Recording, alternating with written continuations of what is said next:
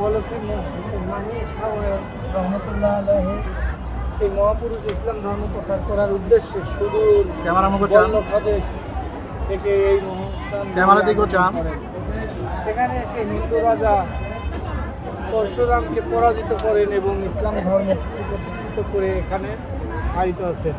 তিনি আসলে মূলত ইসলাম ধর্ম প্রতিষ্ঠা করার উদ্দেশ্যে এসেছিলেন। এসে হিন্দু রাজা ছিল, সেই হিন্দু রাজার সাথে তিনি যুদ্ধ করে সেই হিন্দু রাজাকে পরাজিত করার পরে তিনি এখানে ইসলাম ধর্মকে প্রসারিত করেন এবং পরে তিনি মৃত্যুবরণ করেন এবং মৃত্যুবরণ করার পরে এখানে তিনি এক মিনিট অনেক হাজার লোক প্রতিদিন হাজার লোক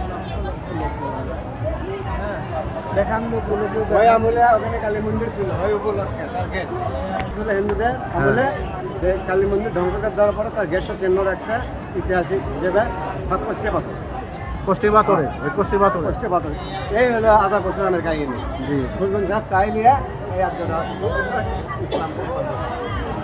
আচ্ছা ওয়েলকাম থ্যাংক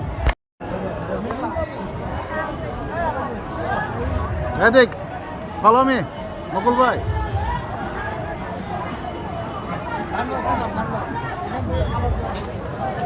এটা হলো সে ভান্ডারখানা।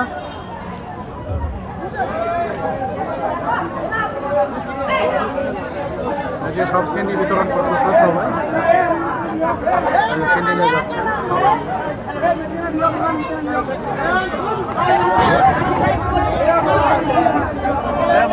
গরিব মানুষ কাগজ ঢালে